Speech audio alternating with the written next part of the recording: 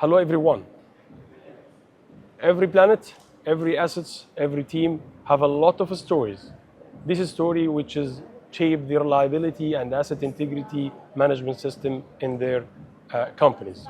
So this is me, Ahmed Sharif, and today we'll talk about these episodes with a very prestigious person, which is Engineer Ahmed Saad. We will handle the RBI topics today, inshallah. All the aspects related to the RPI, we will handle today, inshallah, with Engineer Ahmed Saad. And I will let the mic for Ahmed to just introduce himself, and then we will start our discussion after that. I hope to enjoy with this episode. It will be a different one. I'm sure of that. Thank you very much, Ahmed, and thanks for having me today. Thank you. Thanks for the great introduction. Thank you for you. Really appreciate it. Yeah. Let us know what's about your experience, yani what's your hands-on experience, especially. That's what I mean. Okay. Along the history, how many years in the industry? What you did, yani you're already in the industry, by the way. Okay. My name is Ahmed. I've studied mechanical production engineering. Graduated back in 2004 from University of Alexandria. I've worked for more than 20 years now in asset integrity and risk management industry. I've worked with an upstream, midstream, downstream, chemicals and power generation. Yeah, very good, excellent. For about 17 or 18 years, I've been working with international firms. Yeah. Like Lloyd's Register and DNV. Yeah. Yes. Yeah, we've been working on managing the risks of operations and managing the risks of the facilities through building asset integrity management systems, including RBI, fitness for service, you name it. Probably the whole suite of asset integrity services in that industry. I've studied business development. Yeah. Graduated from Cardiff School of Management. Very good. And currently I'm doctoral scholar in business and in finance and investment. Yeah, very good. Yeah. This is a part of our role, by the way, is to study finance. Of course. In your roadmap, it should taking something like, to know the expressions, how you can calculate especially when I'm talking about reliability, especially about the life cycle cost analysis and so on. So we need to focus a little bit about the finance, a little bit to get some expressions, some concepts to just allocate your business. Finally, you're talking about you get some managerial, titles. So that's why you cannot do that without this. Finance concepts, at least if it's not have this in your pocket, it will struggle a lot, by the way. Of course. I think that. Of course, so because any business at the end of the day is about making money. Yeah, right. That's it. This is our industry. This is the bottom line. This is our role in our industry. And currently I'm managing taking care of the asset integrity team leader in UGDC, United Gas Derivatives Company. Now the question is, as a hands-on experience, as an expert in the asset integrity, especially in RBI field, by the way. So I need to ask you specifically about the ROI, or return on investment, of any companies that's already doing the RBI studies for their industry, specifically about this type of a study, which is controlled the risk, as you know, and inshallah will indicate that or clarify that in your speech, by the way. Okay. When we speak about risk-based inspection, RBI, specifically, this is probably one of the most popular questions that would come out immediately. Yes. Yeah. What am I going to get if I implement RBI? So at the end of the year, what is the impact on our financial statement finally? Exactly. Yeah. So one of the most important things about the risk way of thinking, whether you're speaking about RBI, whether you're speaking about RCM, whether you're speaking even about risk-based process safety. The thing is, being risk focused, let's go back, take a couple of steps back, and think about the facility when it was a blueprint, Yeah, okay, originally. or feed in the feed phase Mm. or design phase.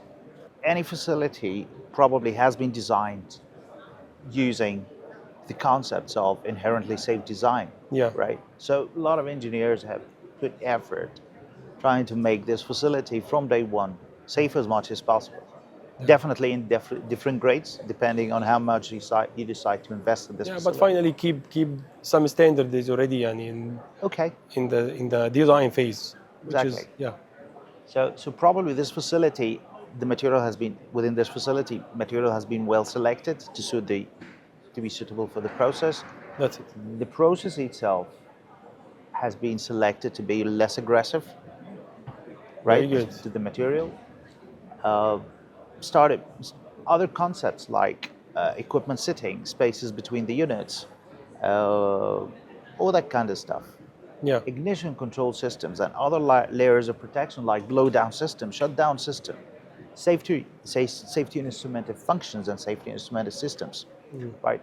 So from day one, probably most of the facilities are being designed to fit for their service, right? yeah, So being risk focused, there is a great concept that mostly applicable in every facility that you'd face, which is Pareto concept. yeah. Pareto concept, the Sure, 2080, right? You know it. that's it. Italian guy. Yeah, Yeah, exactly.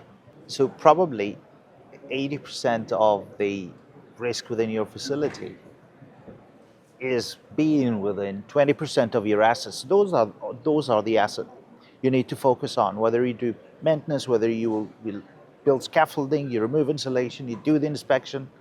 yeah, So by focusing your money and people and time on those 20%, definitely you're doing optimization. yeah. Definitely. It's 100 times better than distributing all your budget and all your time and all your effort across the whole facility without having a clear, distinguished, or clear differentiation between the risks within your assets, Yeah. right? Among all the assets or all Yeah. the type of assets that you have, very, And very conceptually, yeah, to be honest, conceptually, being risk focused, is that an essence or a luxury? Let's yeah, try to answer that question. yeah. Every company, what do Very you think? yeah, clear, 100% clear. Yeah, Right? Because every company in the world, they're limited of the people and the money and the time, that's it. All the time we have these three challenges. By the way, yeah, right? that's it. 100% agree. So, So from I don't see it as yeah, luxury. Honestly, I don't see risk. It is an essence. It is an essence for companies to operate effectively and efficiently yeah, and definitely safely. So, yeah, and speaking about, honestly, you've asked about the return on investment. So return on investment, quantifying this is kind of a tricky question. I have to say. not, Yeah. not tricky, but we asking you from your previous experience that you need just mention Yes, for this can some vary yeah, from 8 to 1 till 56 to 1. I've seen a wonderful paper that came out from yeah. years back, Yeah, it's and not it easy was to calculate specifically that speaking about that that. risk mitigation values, or even what's coming from these mitigations. By the way, it's not easy to calculate it. Yeah, I saw what is hassles in the background when you are going to making these calculations, or these type of the calculation. So that's why it's not easy. But I'm asking you tentatively from your experience about the ROI, because sometimes we receive a lot of questions when I go for any organization. First of things, asking you about the ROI. How can I It, return it back differs. my It differs from facility to another, definitely due to some inherent reasons within the facility itself. yeah, Some facility, most of the saving and the big ROIs, you'd see that on facilities like gas plants. Okay, the Okay. reason for that is that there is no, and it's mainly coming from loss of production. This would be the biggest contributor to the ROI calculations. Yeah. And the reason for that could be that the plant is built based on one production train. That's it. Yes. So if one of the assets goes out, the whole facility goes out, right? Yeah. At While the end while it's of while it's a yeah. bit different in yeah, Yes. while it's a bit different in refining industry, in the downstream refining or chemical, there is a This is bigger other story. yes. Yeah. Normally the ROIs would be less because there is built-in or inherent ability for maneuvering the operation, stopping a unit or They have getting the some unit out of flexibility in production, operation. That's it. and then continue Yeah. continue producing. Okay, Yeah. so there could be some throughputs. So at that time, the ROI it will be decreased if we compare with the Exactly. refiners, something like this Yeah, field, by the exactly. way. But your Yeah, gas so this is plants, why gas plants is completely different story, right? yeah, gas plants, if it's built only on Very a good one train mentioning concept, from your experience then about that. things Yeah. would be the figures would be dramatically different. Perfect, Yeah, yeah. perfect, perfect. So you shifting for another point, which is the regularity compliance and its relationship with the RBI or risk-based decision making as a whole. By the Okay. way, so how you can see this, Engineer Ahmed, about the the balancing between them. By the way, as a compliance or regularity compliance, and also through the RBI decision making. By the way. Okay. I, It's not easy question, I know, but yeah. to be honest, this is I think it's I'm probably just in trying to think every how to interest about this formulate that. field. By the way, yeah, The thing is, some of the regulators nowadays uh, would would accept risk-based inspection or risk-based thinking and risk-based decision making yeah, as uh, as accepted method for inspection planning or maintenance planning. very good. Okay, and some regulators would see you risk thinking and risk-based approach as a Okay, cornerstone, and they see it as essential to be done because they've realized the value and they've realized that by focusing on the risk on the highest risk assets within your facility, yeah, this is a benefit from safety perspective, which is the regulators, yeah, right? This is the most important aspect for the regulators, right? So some of the regulators would see that as a cornerstone for the asset integrity management program yeah. or the facility management program. So it's a mandate. Yeah, it mandates that. Yeah, yeah. But It's not an while there option. is other regulators would stick to prescriptive regulations, Yeah, okay. time based. You got to open this facility, open this vessel. You got to inspect it internally, or you got to do thickness measurements every 5 years, every 10 years. So there is a prescriptive type of regulations that is still valid in some other countries. As you know my opinion about the criticality assessment. So we need to give it as an option B, not an option A. You should direct your cost for advanced technology to detect the failure as a proactive phase, not reactive or even by time base. You can see the failure before the before your schedule as a time. That's why the RBI is taken most concern from our side to get the right time for inspection. By the way, if it's coming from the background of RBI, so it will working as a very good option. But for me, it's if it's coming by the history only or without any data analysis, it will not working as a good option. By the way, this is just only adding my opinion about this as a reliability guide. There's always That's an it. argument about this, Yeah. what you've just mentioned. Yeah. And this is why nowadays you'd see inspection database management softwares that is out there in the market. they always keep a space for statutory inspections. Yes. Okay, so if you do an RBI inspection and say for a vessel, and this vessel needs to be inspected in 2030, Yeah. but the statutory inspection needs to be done in 2026, Yeah. the software automatically would start to tell, okay, you got to do the inspection on 2026. That's it. Yes. Okay, That's it's regulations yeah. at the end. So we have probably limited input into that, but I think regulators generally in the world, they're moving towards risk-based approach. Yeah, risk-based approach here, and we all agreed about that. DMS system, whatever the type of the software, but we already recommend that for our harsh industry, by the way. If you're gonna from the balancing between the regularity and also the RBI, and going for the what is the underestimated factors in RBI, and your advice when you're doing Okay. RBI as a hands-on experience for doing these studies. So what's your advice and what's these factors? Can you clarify that for our audience? Uh, yeah, I think that the most underestimated factor that the people would overlook from the number of RBI implementations that I've gone through, Yeah, it would be the data quality. yeah, The very data good. quality, specifically speaking about the inspection history and the CMs or the corrective maintenance history and the failures.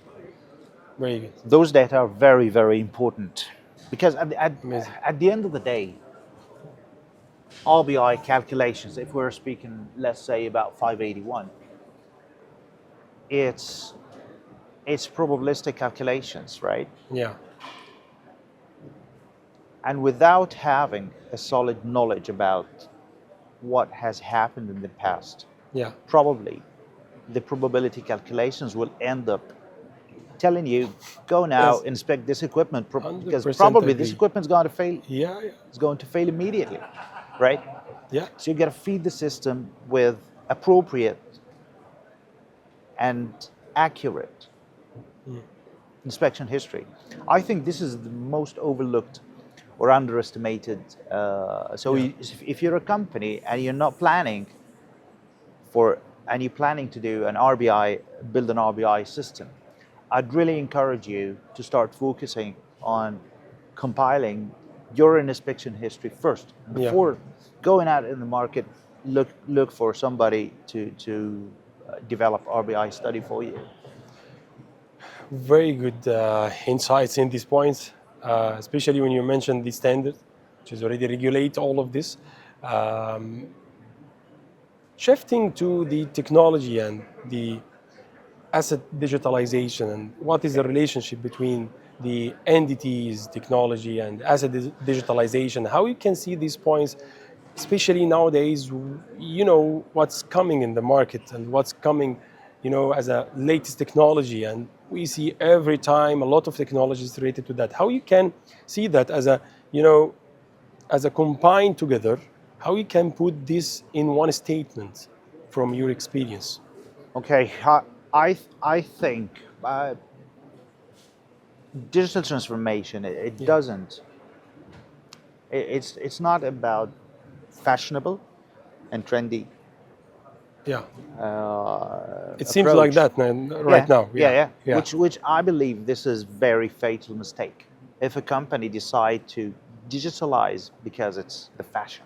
yeah, Okay, I'm trying to speak in layman language here. Because it's the fashion, you got to do that because everybody else is doing it. yeah, Then probably you'll end up with a mess or a chaos. Okay, so you got to define first why you're doing this digital transformation, why you're buying this tool. yeah, Are you buying another tool? Are you buying another toy for your stuff, or you're really looking for a value to be added from this digital transformation? yeah, I think this is the first step that everybody planning to do this DX or yeah, yeah, digital transformation have to think about that carefully, the value. And from the value, then he can define digital transformation strategy that can take him On the right roadmap. Yeah. Yes, exactly. Yeah, yeah. Okay. Otherwise, probably you find yourself, you don't know exactly if you have completed your digital transformation journey or not. Okay, and now speaking about the technologies, there are plenty of technologies out there. Yeah. So the selection of the technology, I do believe, after you define the value and exactly you define the gaps that you want to fill, then before answering this point, probably you don't want to go and start buying solutions. To fulfill this gap Exactly. specifically. Yeah. You gotta understand what exactly this digital solution will do for you. So let's say Great. there are digital twins. A That's why. lot of digital twins. I can see this is very beneficial to the risk-based and asset integrity. You can model, you can predict easily without harming your. For example, if you're operating a refinery, and you're running, let's say, you're using Basra refinery, Yeah. or Basra crude, okay, and then you found that no, we don't have this crude anymore, and you're going to use another type that's having a higher sulfur content. That's it. Yes. Okay, so you're introducing this threat into your facility. You can model that using lots of digital solutions nowadays, so you can predict what's going to happen in the future. You're planning to do a shutdown, Yeah. okay, and you cannot bring the facility out of service for any reason, and you got to keep producing. You can't project the risk in the future using Yeah. those digital tools. You can see yourself Yeah, in I the agree future. 100% about this point of view. I cannot see that like this before, but you make it very, very simple for all our audience and also for me. So I'm really thank you about this clarification by this way. But I'm gonna for the how you can see the entity Okay. and its Since we're in relationship. NDT Yeah, X yeah, today. that's it. Yeah, yeah, that's it. Yeah. So this is the Yeah. event now. So how you can see this in the relationship of the asset integrity management? Can you clarify, because I listen a lot of thoughts about this point, by the way. So Okay. I need to just focus about the, you know, what is the relationship nowadays? We know a lot of spikes information in a lot of spots, but it's not related to each other. So that's why I need to focus about what is the relationship all the time. What is the links between this together? So I think that let me tell you a story. Yeah, Imagine that please. Yeah. you're walking on a lake or Yeah, a river, very good. and there is a crocodile behind you. Okay, Okay. if you lose one of your senses, let's say hearing, you couldn't hear that it is there. Yeah. Okay, so immediately you'll stay in your place. You stand still, right? That's it. You're not Yes. going to run. But if you hear it, probably you're going to run, Yeah. right? Exactly. The NDT for decision making, for the integrity decision making, it is exactly like the senses for the brain. Yeah. So if it cannot, NDT is like senses like, hearing, seeing, touching, feeling, all that Very kind of good, yes, senses. yes. Okay, so and then when the brain understands through get these messages from these senses, they start taking decision whether I'm gonna repair this asset, Yeah. whether I'm gonna keep it running, right? So Agree if you don't get the 100%, right yeah. information, Yeah. so, The same yeah, as. it's that The same as, simple. yeah. It is that simple. If you don't get the right messages, if you don't get accurate and reliable information from NDT, then probably you're going to take wrong, expensive, and probably it may take it to another level, but let's say expensive integrity decisions based on wrong NDT information. Yeah. So the basis of taking those robust integrity decisions and keeping your facility safe is actually the NDT. Yeah. So, So you're gonna for the concept of effective and efficient yes, back again. Yeah. and honestly, the errors in NDT it can happen from due to various reasons. Yeah. Probably, if you don't understand the damage mechanism that is affecting your piece of equipment, Your decision itself. yeah. Yeah. If you don't understand that, probably you're going to inspect it using the wrong technique. Okay. Yeah. If you have cracking, internal cracking, and you're doing external visual inspections, you've done an inspection. Yeah. You can tick the box. But was this effective inspection or not? Effective. That's it. It's all That's about the question mark. effectiveness. Yeah. Knowing the condition of your asset, and you can use this simple example for any So other to type of figure asset. out the right option of NDT technology, this is the most important in the asset integrity management. So it's not easy. It's not easy. It's Coming the from the ground level experience, information. It The seems people who are like dealing easy. every day Yeah. with the equipment that you're managing. The other couple of aspects that I see, and they're very, very important, which is using the right people who are really qualified and trained, and using the right technology. Very good. So nowadays we see a lot of advanced technology coming into the market. In the market, yeah. So qualification of those technologies before they get into real work, they get into the facilities. I think this is quite important. It's getting to be very challenging, by the way. We can see technologies coming out in the market every day, and it's really it's a tricky part nowadays. Back in the day, it was just a few simple methods that we use, but now things are due to inaccessible. I really appreciate those technologies. They help us to inspect inaccessible parts. Yeah. Inspect It's without giving getting you the information. arms in everywhere, Yes. eyes in everywhere. So I think it's a very, very good option. But the failure mechanism selection, and also, or even knowing the related failure mechanism, it's a very, very, very important. You mentioned now or underline about this point, because no no experience can fulfill this gap, by the way,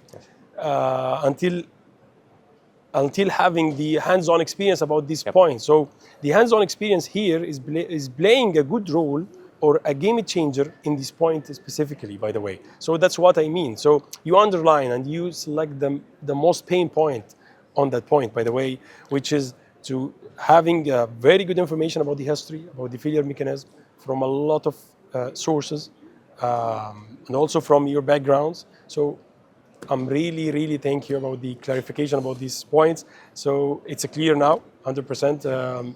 So what I'm gonna now to is to, I'm sorry to ending this discussion, but I'm really, really interested about this discussion to continue more and more. Inshallah, we'll meet inshallah in the next time. I'm really thank you about the valuable insights and all the advice that we already give it today in this episode. Inshallah, it will be break, the market in the RBI, how you can see the relation between RBI and what's the factors that are underestimated all the time. All of this, you can know that from this episode, by the way. So I'm really thank you, Engineer Ahmed. Thank you very much, and thank you for your time. I'm really and honored thanks to for be with having me today. Appreciate really it. thank you on air. It was a great That's it. Yeah. great pleasure. Yeah, thank Great you. pleasure. Thank you very much. Thank you very much. Thank you, and see you